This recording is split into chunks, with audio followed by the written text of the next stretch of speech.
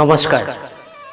দেশ মাতৃত সেৱা কৰাৰ মনোবৃত্তিৰে এগৰাকী অসমীয়া যুৱ লেখক ভাৰতীয় সেনা বাহিনীত নিয়োজিত হৈ কাশ্মীৰৰ দৰে ঠাইত কৰ্মৰত থাকি কিছু সময় উলিয়াই নিজৰ কাব্যিক চৰ্চা অব্যাহত ৰাখিছে।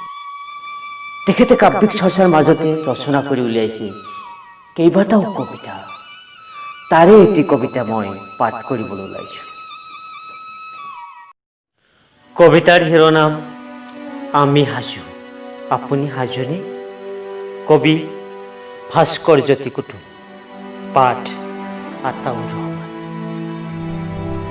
শুনিছোঁ দূৰদৰ্শন চেনেলবোৰত সঘনাই ভাৰত চীন যুদ্ধৰ চৰ্চাৰ কথা।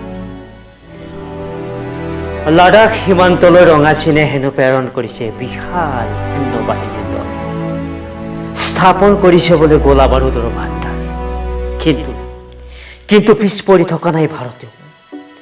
গমন কৰিছে সৈনিকৰ দল, গোলা বাৰুদ অস্ত্ৰ শস্ত্ৰৰ সুসজ্জিত হৈ ভাৰত মাতৃক ৰক্ষাৰ বাবে। বাৰ্তা আহিছে আমাৰ কাৰ্যালয়তো, নিৰ্দেশ জাৰি কৰিছে সকলোকে মানসিক শাৰীৰিকভাৱে সাজু হ'বলৈ। ব্ৰিফিং হৈছে কঠিন সময়ৰ বাবে। আশা কৰা নাই হৌ তাহানিৰ চন 1962 মহাযুদ্ধৰ কথা। সাজু হৈছো পাৰমাণৱিকেৰে যুঁজিবলৈ দেশ মাতৃৰ বাবে কঁকালত টঙালি বান্ধি। ভয় কৰা নাই আপোনজনকো হেৰুৱাবলৈ। সাজু আমি জীৱন হেৰু হলেও হওক নিষ্ক্ৰিয় কল কাৰখানাৰো। তথাপি আমি আই মাতৃক ৰক্ষা কৰিম। কদাপিও নেদো শত্ৰুক আই মাতৃৰ ভূমি হস্তক্ষেপ কৰিবলৈ।